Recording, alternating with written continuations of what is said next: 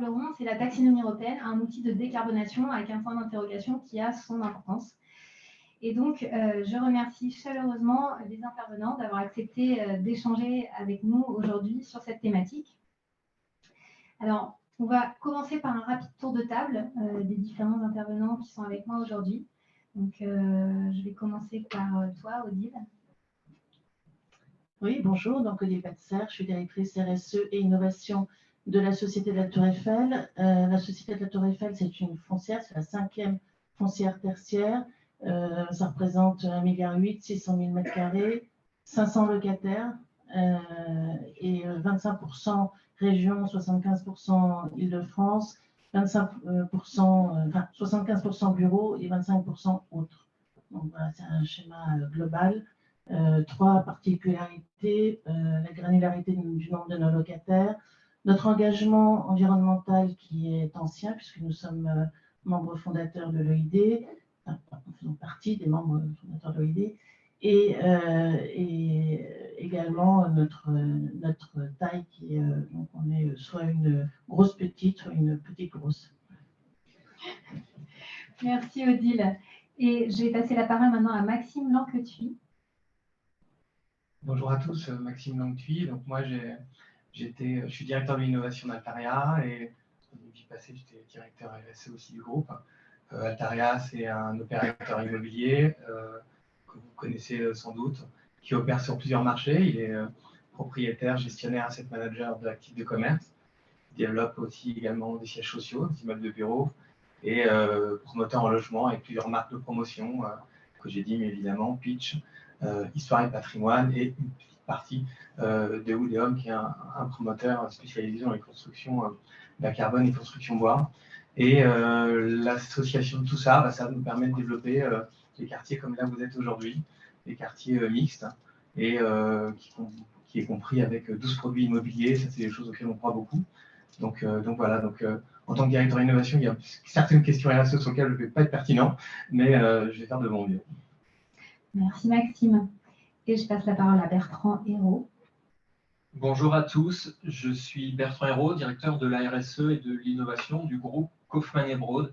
Kaufmann Broad, c'est un acteur de développement de projets immobiliers qui développe depuis plus de 50 ans en France, donc un acteur historique, différentes typologies d'actifs, du logement, maisons, immeubles collectifs, du tertiaire, notamment des clés en main pour des grands comptes, immeubles de bureaux, de l'hôtellerie, des immeubles de logistique, et présent sur donc toutes les typologies immobilières à travers la marque Kaufmann Broad, qui est sans doute celle qui vous parlera le plus, mais aussi un groupe qui a d'autres étiquettes, une société aménagement et territoire qui est dévolue aux opérations d'aménagement, notamment sur des friches industrielles en reconversion, une enseigne Calilog qui est spécialisée dans la production de logements abordables avec des process et standards de la production immobilière en accession, et puis quelques enseignes de résidences proposées avec des services quotidiens pour les seniors, Green Zebra pour les jeunes actifs et étudiants. Merci Bertrand.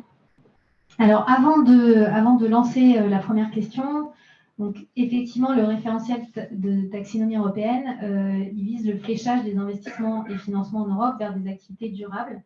Donc, en fait, la question fondamentale qui est posée, c'est qu'est-ce qu'une activité durable? Et donc, pour l'immobilier, qu'est-ce qu'un bâtiment durable? Les principales activités concernées pour l'immobilier, c'est la construction neuve, les activités de rénovation aussi des bâtiments et aussi l'activité acquisition et gestion immobilière. Donc le texte, il a quand même une vraie ambition systémique puisqu'il s'appuie sur 6 enjeux environnementaux, donc, dont l'atténuation constitue un angle. Et puis, il a vraiment cette particularité de demander un niveau d'exigence minimal sur l'ensemble des enjeux, en plus d'avoir un des enjeux sur lequel on contribue significativement pour pouvoir considérer qu'on est aligné. Donc, en termes de vocabulaire, si jamais vous entendez CCS, ce sera donc la contribution substantielle à l'un des enjeux.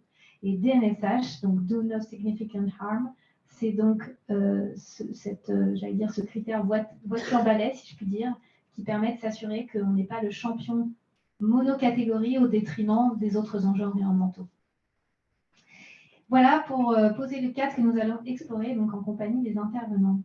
Alors, ma première question, elle porte sur la préparation de cette première déclaration d'alignement pour 2023.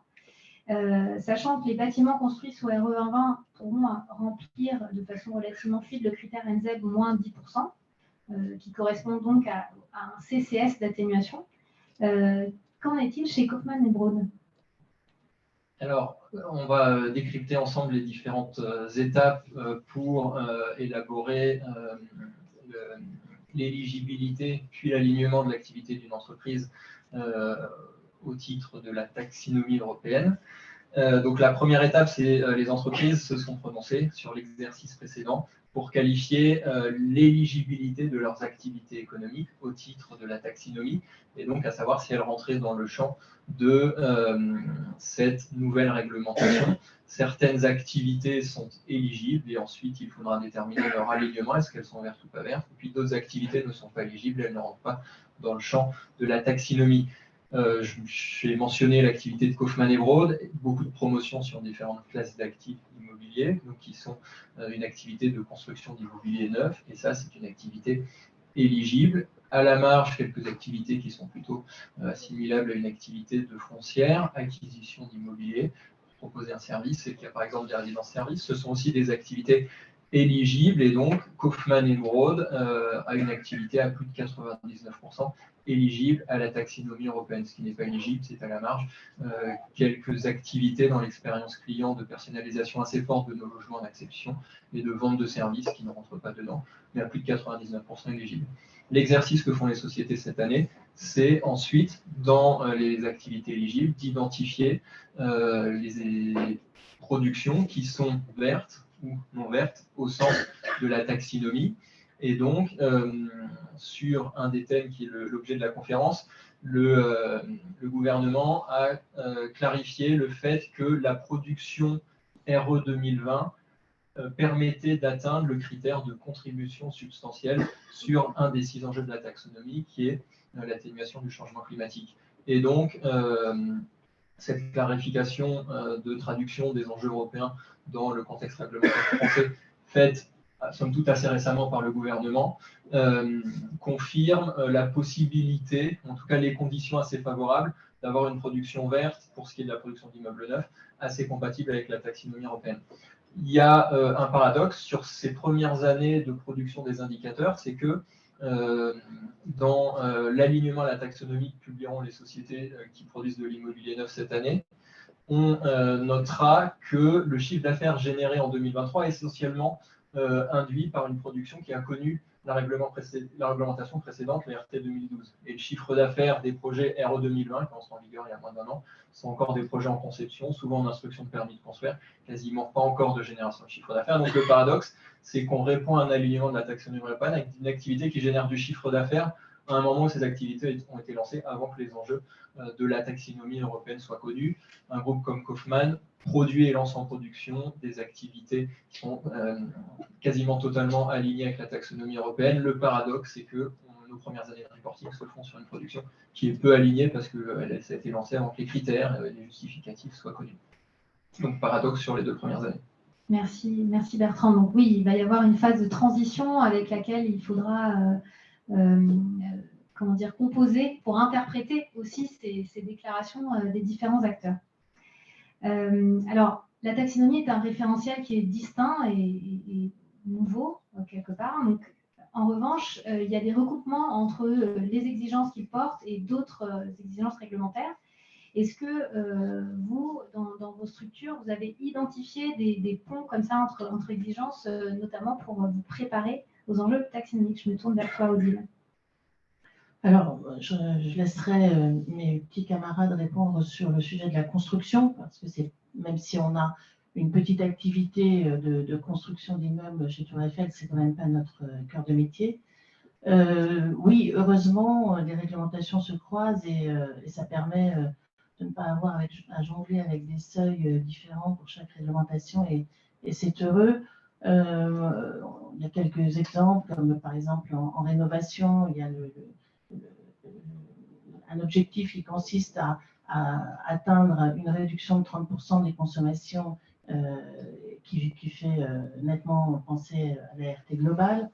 Ou bien en acquisition, il y a aussi un objectif sur un seuil de 290 kW de puissance installée qui fait nettement penser au décret BAX et qu'on retrouve également dans la future CSRD. On peut aussi remarquer qu'il y a des équivalences qui existent avec des certifications environnementales. Notamment, il y a eu un travail de fait assez intéressant par Deloitte et Certivia sur des passerelles entre la certification bâtiment durable, HQE, bâtiment durable V4 et la taxinomie qui valide certains critères. Et le BRIM certainement également. Et je n'ai pas connaissance d'un travail équivalent, mais je pense que ça ne saurait tarder. Le BRE va certainement y remédier. Donc oui, il y a des croisements. Il y a la loi AGEC aussi qui répond à ces exigences et qu'on retrouve dans la taxonomie. Un mot pour compléter, effectivement, la taxonomie européenne, c'est 6 enjeux. Il y a celui du carbone. Pour la production d'immobilier neuf, il est en particulier traité par la RE 2020, au delta du carbone, ce que j'évoquais. Et de manière concrète, on retrouve aussi dans d'autres réglementations des alignements d'orientation avec les enjeux portés par la taxonomie européenne.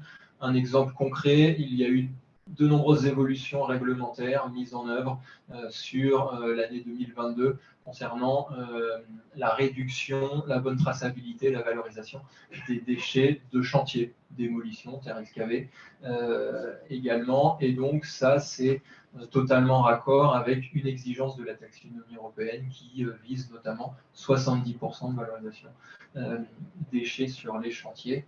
Et donc un cadre réglementaire aligné avec une attente de la taxonomie européenne et donc des passerelles des recrutements. Merci Bertrand. Donc, effectivement, on le voit, il y a ce côté poly-enjeu de la taxonomie qui, en conséquence, fait qu'il y a beaucoup de lignes métiers qui sont concernées et impactées par les différents critères ou vérifications à mener dans les bâtiments. Et donc, une question qui se pose, c'est la façon dont vous gérez la formation, la sensibilisation de vos collaborateurs et la mise en place des process correspondants.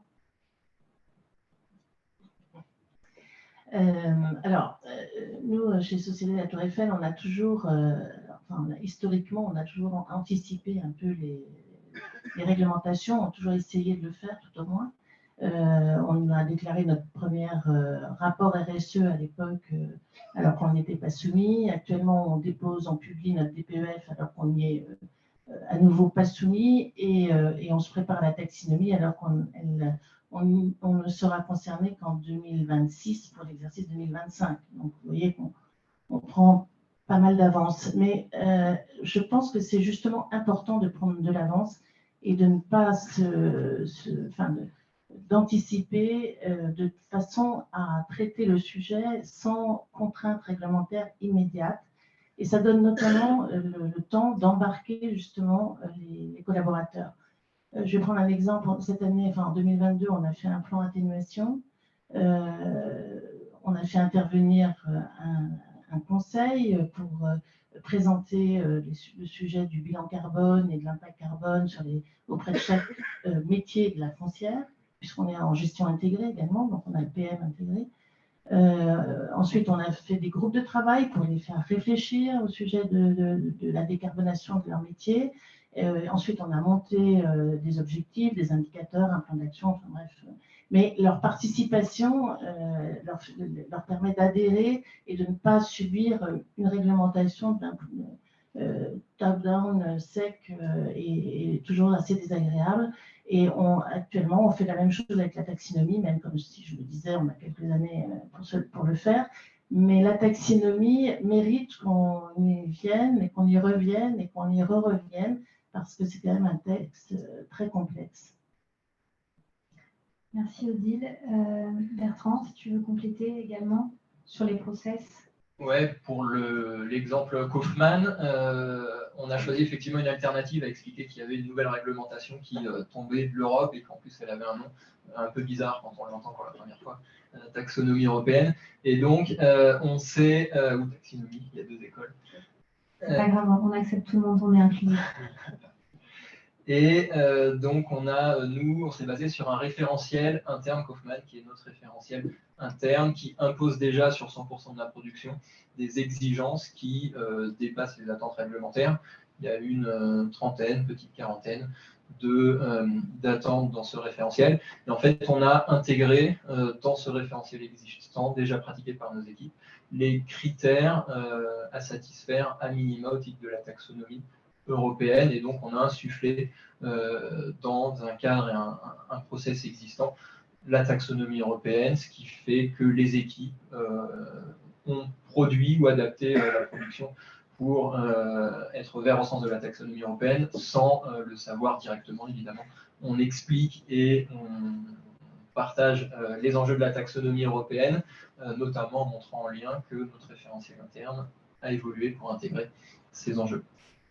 D'accord, donc tel Monsieur Jourdain, les équipes de Kaufmann et Broad font de la taxonomie sans le savoir, c'est ce qu'on peut retenir de ces propos de Bertrand. Merci Bertrand. Maxime, je te passe la parole. Oui, pour compléter ce qui a été dit, c'est dire cette réglementation, elle intervient aussi à un moment où je pense que globalement, si on est passé à côté du réchauffement climatique, c'est vraiment on s'est isolé quelque part. Donc je pense que c'est à la fois quelque chose qui nous touche tous, pro et perso. Donc je pense que ça a emmené aussi beaucoup de monde. Et hier, les gens qui étaient un petit peu dans le deuil de ça, enfin dans le rejet de ça, aujourd'hui, maintenant, ils y rentrent. Moi, ce que je voudrais aborder, c'est la dimension financière aussi. Le secteur immobilier, avant tout, on est des grands financiers. On compte en mètres carrés, on compte de l'euro, avec beaucoup de précision. Et avec un niveau d'exigence qui est extrêmement fort.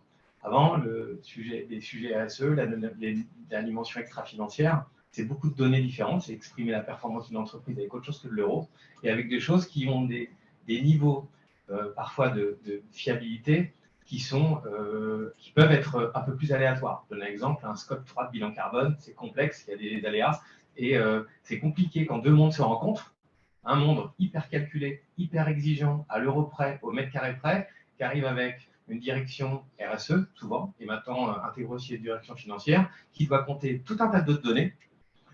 Alors là, je vous mets de côté toutes les composants organiques volatiles ou la qualité de l'air ou des sujets comme ça où on a des aléas terribles. Donc, moi, ce que je trouve intéressant, c'est qu'évidemment, tout ça, ça emmène des équipes. Je vais pas revenir, mais on a fait aussi un plan, la direction RSE, elle a fait un super travail sur la sensibilisation et la formation de toutes les équipes.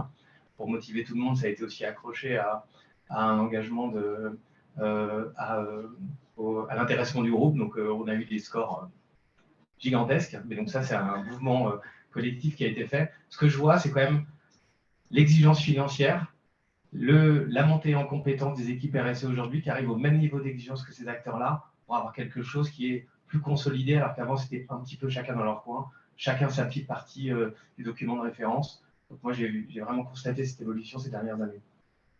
Merci Maxime. Donc ce choc des cultures aussi à surmonter dans les différentes structures. Alors maintenant, peut-être pour élargir un tout petit peu, donc on sait, c'est l'une des forces de la taxonomie de ne pas se réduire au carbone notamment. Et donc, parmi les enjeux climatiques, donc des enjeux environnementaux, on a également l'adaptation des bâtiments climatiques qu'il faut intégrer pour pouvoir justifier d'un alignement référentiel. Donc, Bertrand, je me tourne vers toi. Est-ce que tu pourrais nous en dire un peu plus sur la façon dont vous œuvrez pour l'adaptation des bâtiments au changement climatique chez Kaufmann et Broad?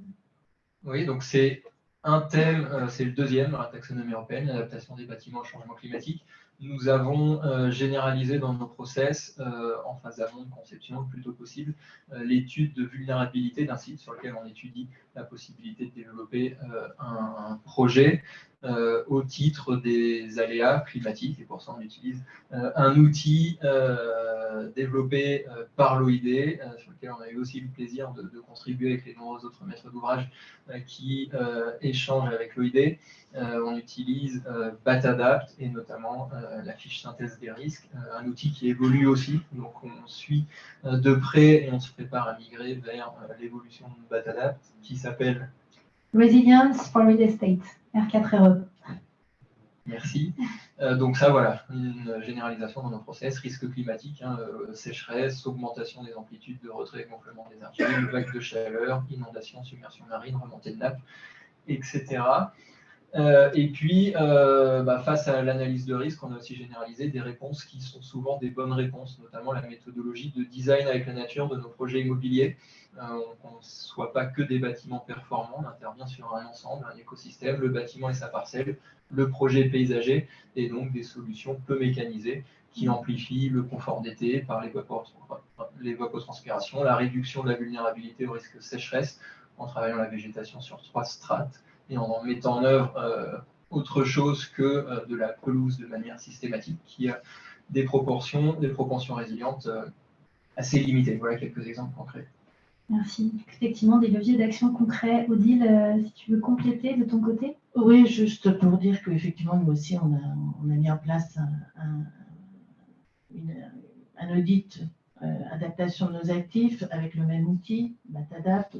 On a commencé en 2019, on a consolidé en 2020, on a ensuite déployé des audits, on a priorisé les sites et donc déployé des audits avec visite des sites pour déterminer des actions adéquates pour justement minimiser ces expositions aux risques climatiques. Je dirais que même en dehors de la taxinomie, c'est quelque chose que, même si vous n'êtes pas concerné par la taxinomie, par Extraordinaire, c'est quelque chose que je vous invite à faire parce que il y a aussi 2 autres aspects au sujet de l'adaptation. Premièrement, alors c'est peut-être parce que la Société de la Tour Eiffel a un actionnaire majoritaire qui est SMA. Je ne sais pas si cette sensibilisation au sujet d'assurance, mais en tout cas, le montant, le coût des catastrophes naturelles dans le monde ne fait qu'augmenter. On était à 170 milliards en 2022 pour 150 en 2021. C'est énorme, c'est colossal, c'est en augmentation permanente. Donc, les sujets d'adaptation, c'est une façon de freiner cette exposition au coût des catastrophes naturelles. Donc, bon, ça, c'est indispensable. Et puis, j'avais une autre idée, mais qui m'échappe. Alors, non, mais ça, en tout cas, c'est important ce que tu dis parce que souvent, on associe les actions adaptatives à mettre en œuvre à des coûts financiers. Et ce que tu soulignes de façon très juste, c'est qu'en réalité, il y a un coût de l'inaction. Alors, ce coût est souvent caché et souvent aussi pas du tout sur le même horizon temporel. Mais ça ne veut pas dire que ce coût n'existe pas et ne va pas se renchérir d'année en année. Donc, il y a vraiment un bénéfice même financier, en espèces sonnantes et trébuchantes au bout du compte, à engager cette réflexion et ensuite ce plan d'adaptation des bâtiments. Alors, Maxime, maintenant je me tourne vers toi pour une question presque un petit peu polémique. Mais finalement, la taxinomie pose la question de ce qu'est un bâtiment durable. Donc, un petit peu l'alpha et l'oméga de ce qu'est un bâtiment durable. Et donc, d'après toi, qu'est-ce que ce serait un bâtiment durable, toi qui innove chez Altaria?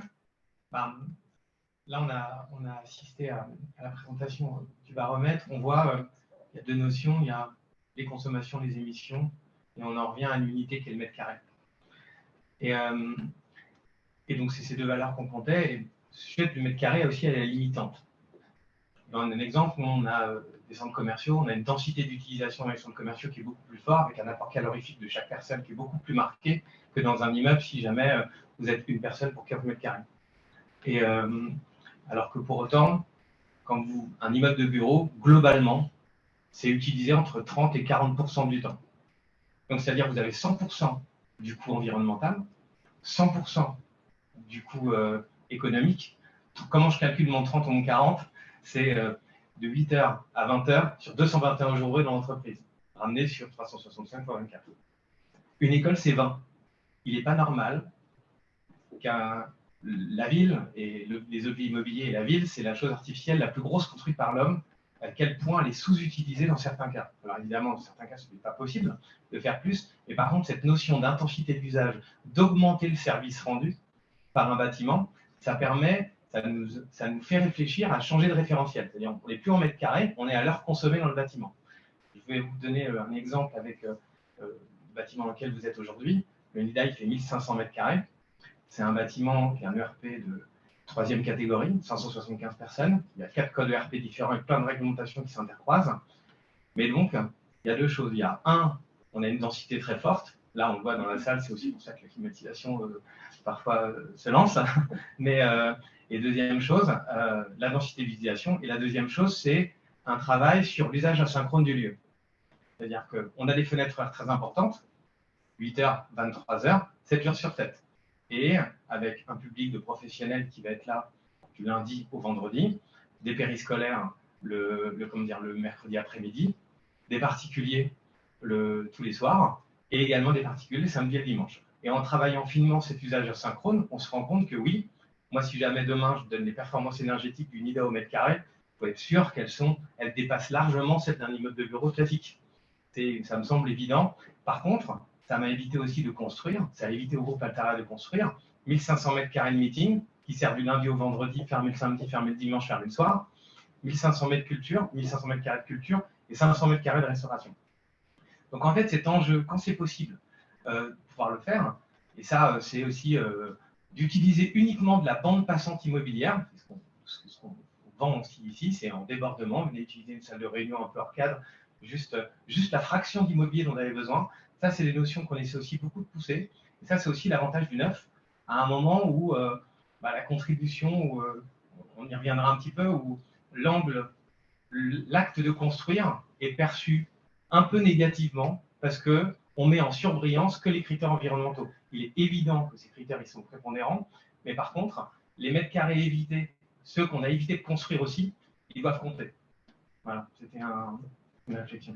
Merci Maxime. Alors, il est intéressant ce taux tu disais, entre 30 et 40% d'utilisation temporelle en réalité pour un bâtiment de bureau. Je le répète parce que vraiment, il est rarement évoqué. Enfin, moi, je l'ai rarement entendu et je pense que c'est un ordre de grandeur qui est intéressant de mémoriser. Un avion, c'est 95% du temps, ça vole. Mais c'est juste pour… on est conscient que l'immobilier a une empreinte environnementale qui est très importante, mais pour autant… là, l'idée, c'est qu'on rentre dans cette logique de maximiser le service rendu, l'intérêt général qui est proposé par un objet immobilier, peut-être mieux conçu, peut-être travailler différemment, peut-être prévoir, par exemple, le parking d'immeuble de bureau qui est vide le samedi et le dimanche, si on avait prévu des accès différents, avec des entrées différentes, peut-être qu'on aurait pu les sous-louer à d'autres personnes qui en ont besoin à un autre moment de la semaine. Et cet usage-là, et ça, c'est du hard. Ça, c'est concevoir des plans. Et ça, c'est des choses qu'on fixe. Une fois qu'on les a fixées, on les emmène avec nous. Et après, le digital peut nous permettre d'accéder à ces espaces-là. Mais ça, le meilleur des deux mondes, un petit peu le soft et le hard, ça nous permet de concevoir des bâtiments plus intenses dans leur usage, sans doute plus compacts, mieux, plus intelligents aussi. Mais, et au final, on a évité de construire des mètres carrés mono-usage, comme on fabriquait la ville hier, mono-usage logement, mono-usage bureau, mono-usage commerce. Maintenant, on travaille la mixité. Et là, maintenant, on est dans une autre sphère, on est dans une autre étape. C'est ce qu'on a voulu nous expérimenter, en tout cas, on espère avoir fait plus de 50% de choses bien que 50% de choses pas bien, c'est l'hybridation des lieux. Merci Maxime, et c'est sûr que ça ouvre un champ de réflexion tout à fait nouveau, même si je ne te promets pas que l'an prochain, nous calculerons des indicateurs énergétiques par mètre carré rapportés à l'heure d'utilisation. Mais on va y réfléchir. Alors, maintenant, parlons de valeur économique des bâtiments. On a parlé de financiarisation, mais c'est vrai que le juge de paix, ça reste quand même cette valeur des bâtiments pour un petit peu sanctionner ou récompenser les actions qu'on peut mener au sein des bâtiments. Et donc, j'ai envie de vous poser cette question de l'impact de la taxonomie européenne sur la valeur verte des bâtiments. Est-ce que le texte serait en capacité de pouvoir faire émerger une prime verte, par exemple, des bâtiments qu'il considère comme alignés au dispositif? Alors, qui veut commencer? Allez, Bertrand. Allez, je me lance. La valeur verte étant un vaste sujet, on peut déjà, pour introduire le sujet, raisonner par l'absurde. Si la valeur verte était assez spontanée et très élevée, sur le marché immobilier, mais sur d'autres secteurs économiques, il n'y aurait peut-être pas nécessairement besoin de réglementation pour la révéler. À l'inverse, on voit que certaines réglementations peuvent révéler, accompagner, amplifier la valeur verte. L'exemple, par exemple, du DPE.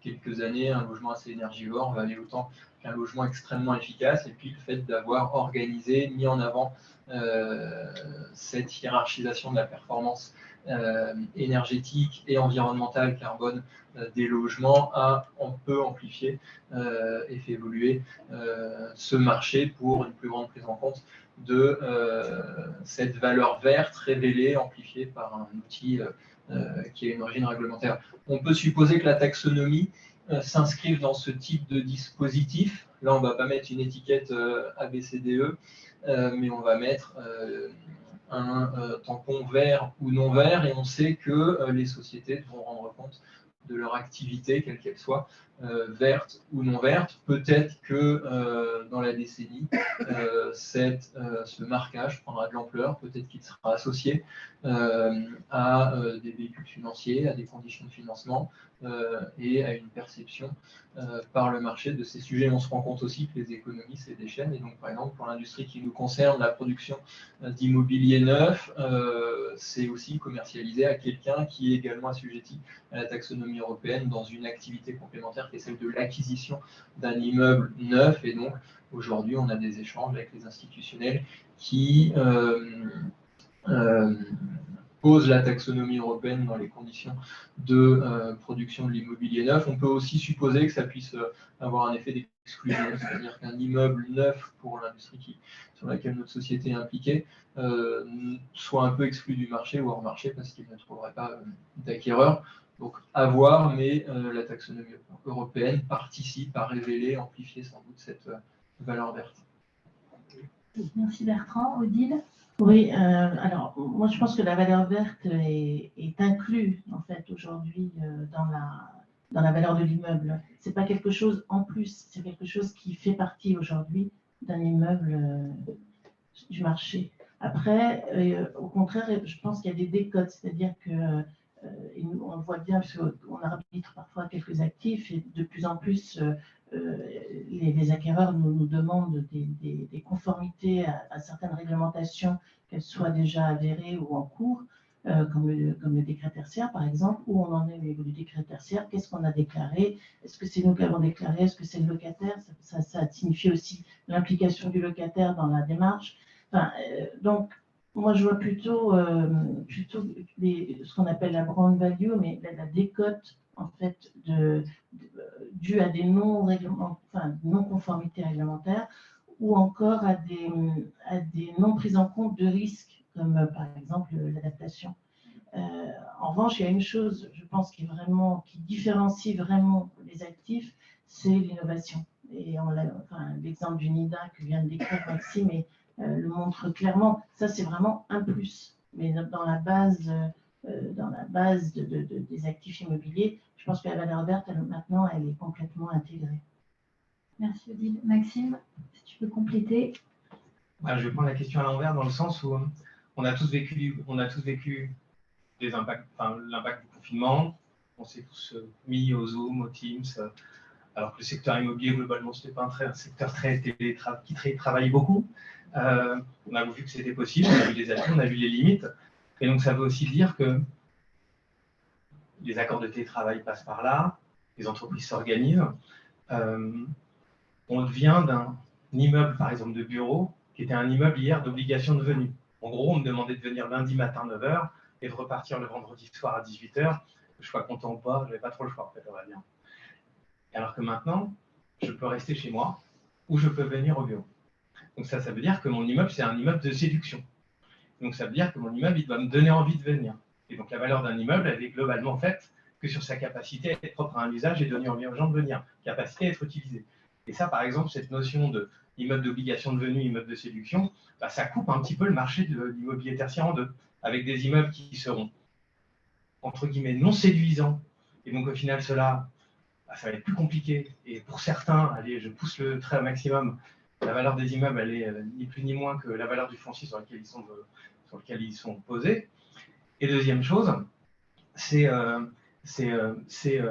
des immeubles qui sont évidemment des immeubles très attractifs dans lesquels les entreprises, à la fois, ils trouvent un intérêt, un usage, que ça soit un immeuble qui soit aussi également assumable d'un point de vue énergétique, parce que c'est aussi ça, comment je me protège d'une augmentation du prix de l'énergie. En France, on est quand même globalement bien protégé, mais dans d'autres pays, ce n'est pas le cas. Quand vous avez des factures qui commencent à représenter 20, 30 ou 40% de votre loyer, quand vous êtes un particulier dans un logement, bah, ça compte énormément. Et donc ça, bah, ça joue évidemment sur la valeur locative, donc sur la valeur de l'immeuble.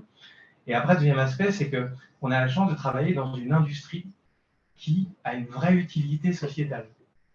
On n'est pas une énième licorne qui vend un produit avec un besoin dont personne n'a rien demandé en disant on vend un produit, enfin, on fabrique quelque chose, tout le monde a un logement, on utilise des mètres carrés, et donc entre guillemets, l'utilité sociétale elle est forte. Pour autant, rénover, restructurer ou construire, c'est émetteur de CO2, dans tous les cas.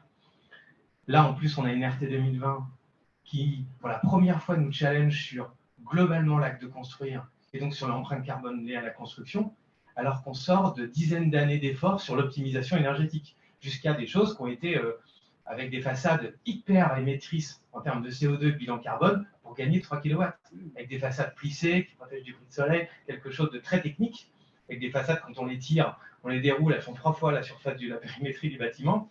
Là, on en arrive presque à des non-sens, et là, la RT 2020, elle vient nous aider à faire ça. Et donc, ce que je dis juste, c'est que la valeur verte, pour moi, oui, elle a une notion environnementale, mais avant tout, elle doit se regarder aussi avec un intérêt sociétal. Donc, c'est en optimisant le ratio économique, le ratio contribution sociétale positive et le ratio sobriété environnementale et impact positif qu'on arrive en fait à ressortir un bâtiment qui sort mieux.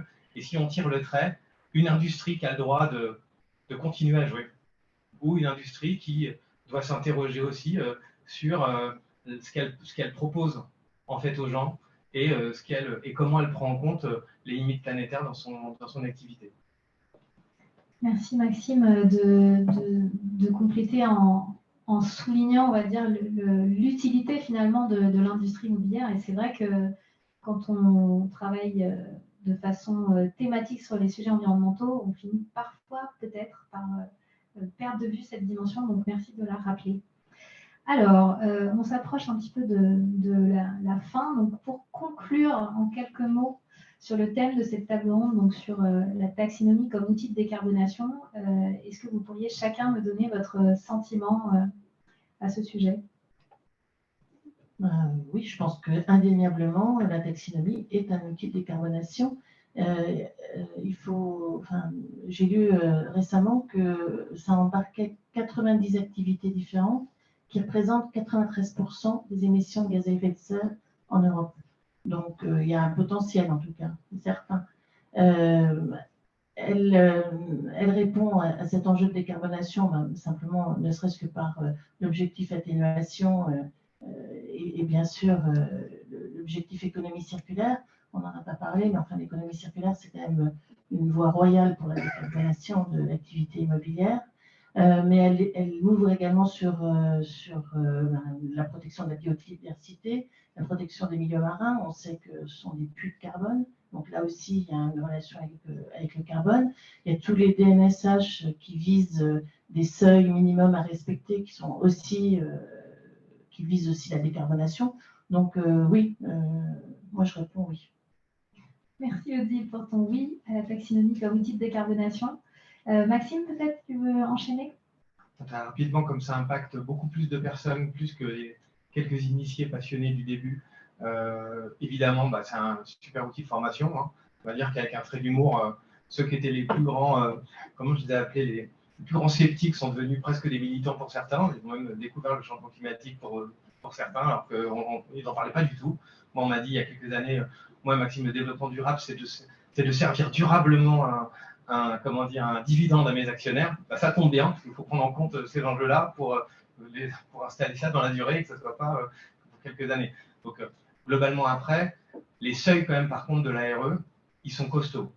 Parce qu'ils sont alignés sur les réglementations européennes, qui sont très ambitieux, et des objectifs, on espère, mais bon, il y en a quand même certains qu'on va peut-être passer à côté, parce que ces objectifs en degrés. Ils sont quand même très ambitieux, donc il y a un effort de R&D aussi très fort de la part de l'industrie immobilière à l'acte de construire. Je pense qu'on doit vraiment travailler davantage pour maîtriser ces nouveaux procédés constructifs avec plus de dextérité, parce qu'en France, on est très béton, donc alors que dans d'autres pays, on a beaucoup d'inspiration et une réglementation qui est organisée aussi un petit peu autour de ça. Donc, je pense qu'il y a des enjeux voilà, d'intensification d'usage, on en a un peu parlé. Enjeux de montée en compétences aussi, passer à l'échelle. Voilà, pour passer à l'échelle et que ce ne soit pas quelques opérations pilotes sur lesquelles on a un peu surinvesti, mais que ce soit quelque chose qui soit démocratisé, voilà, pour pouvoir impacter plus de construction possible en tout cas. Merci Maxime pour ce retour. Et Bertrand, je te laisse conclure quelque part ce tour de table. Alors la taxinomie européenne, c'est indéniablement un outil de décarbonation des activités économiques. L'intérêt, c'est que c'est plurisectoriel. Et donc, c'est sa principale valeur ajoutée. La décarbonation, c'est un de ces 6 piliers. Pour l'activité de production d'immeubles neufs en France, il y a une autre réglementation qui est la RE 2020, on l'a vu, qui est plus impactante, qui est un peu antérieure à l'arrivée de la taxinomie. Et donc, sur cette activité économique, la taxinomie ne vient pas disrupter le sujet. La RE 2020, qui est l'une des réglementations les plus exigeantes à l'échelle européenne et internationale pour la production d'immeubles neufs, qui impose des seuils carbone à ne pas dépasser sur tout le cycle de vie de production, fabrication de l'immobilier, utilisation pendant 50 ans, est supérieure, ou en tout cas équivalente aux enjeux et attentes de la taxonomie européenne. Donc, ce n'est pas disruptif pour la production d'immobilier d'immeubles neufs. Mais pour ce secteur aussi, la taxonomie européenne qui porte sur 6 thèmes et pas seulement le carbone, on l'a dit, la biodiversité, le cycle de l'eau, l'économie circulaire, la biodiversité, la prévention de la pollution, permet de mettre en résonance l'enjeu d'atténuation du changement climatique et de réduction des émissions de CO2 déjà très fort dans la production d'immobilier neuf, avec d'autres enjeux environnementaux, et de ne pas être dans un tunnel simplement d'enjeux carbone. On sait que des fois, il peut y avoir des effets de bord ou des effets pervers, et d'être dans une approche environnementale beaucoup plus large qui met à égalité différents enjeux d'importance absolue. Merci Bertrand. Alors, je vous propose de prendre quelques questions s'il y en a dans la salle. N'hésitez pas, on va vous apporter le micro en revanche pour que ça passe bien le test de la distance.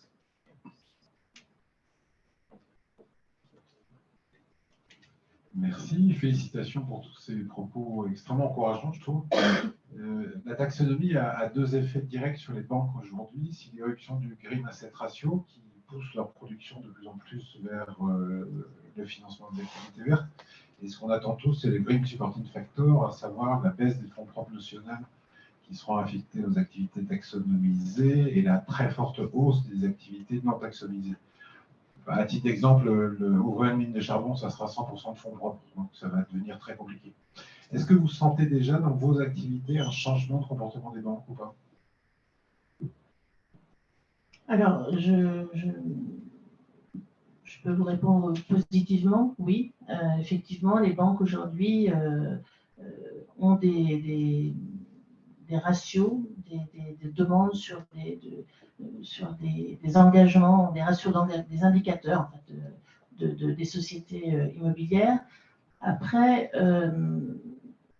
je ne suis pas certaine que ce soit vraiment rédhibitoire. Autrement dit, ils le demandent, mais je ne suis pas certaine qu'aujourd'hui, si on ne produit pas ces ratios ou s'ils ne sont pas vraiment ultra positifs, que ça ait une incidence vraiment sur l'obtention ou non d'un prêt.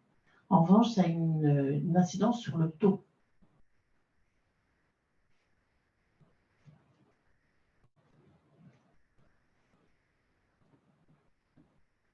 Bonjour, merci beaucoup Alexandra Vaquin, Stam Europe, on a un asset manager. On a beaucoup parlé de construction neuve, mais quid du parc existant en fait? Comment on applique la taxonomie sur l'existant qui quand même constitue la plus grosse partie quand même de... Alors, comme je l'ai indiqué, nous ne serons soumis qu'en 2026 sur l'exercice 2025, donc mes réponses vont être très prudentes. C'est très compliqué. C'est vraiment très compliqué. On essaye de... Parce qu'en fait, si vous voulez, il y a une espèce d'entonnoir. C'est-à-dire que bon, si vous êtes des PEA, vous avez bien compris, il n'y a pas de problème. En revanche, si vous ne l'êtes pas, enfin, c'est le logigramme de la catastrophe. Si vous ne l'êtes pas, du coup, vous devez prouver peut-être que vous avez un plan pour rendre votre actif aligné. Et donc, à ce moment-là, vous pouvez bénéficier d'un alignement provisoire. Et ensuite, vous avez le dernier niveau où vous devez taguer, en fait, écriture par écriture, des CAPEX ou des OPEX, l'alignement.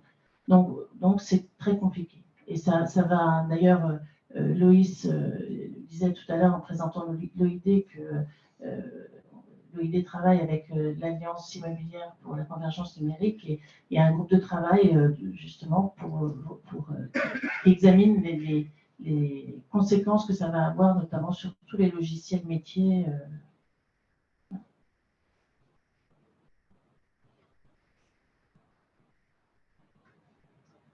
Alors, s'il n'y a pas d'autres questions, je vous propose de clore ici avec quelques petites minutes d'avance. Donc, un grand merci à Odile Batzer, Maxime Lanctuy et Bertrand Hérault de m'avoir accompagné pour cette deuxième heure où je me suis sentie moins seule. Et puis, un grand merci à Altarea de nous accueillir aujourd'hui au NIDA, dont je peux dire, je pense au nom de nous tous, qu'on est contents que ce lieu existe. Sachant que, alors là, je suis désolée pour les personnes à distance, mais pour les personnes qui sont ici, il sera possible de visiter le lieu. Donc, juste après, voilà, je pense quelques groupes, on va voir comment organiser ça, mais on sera heureux de pouvoir vous présenter les caractéristiques spécifiques de ce lieu. Donc, je vous souhaite une excellente suite d'après-midi et une très bonne année 2023 où on essaiera de vous accompagner au mieux selon les besoins et les actualités réglementaires comme on le fait depuis plus de 10 ans. Très bonne fin d'après-midi à tous.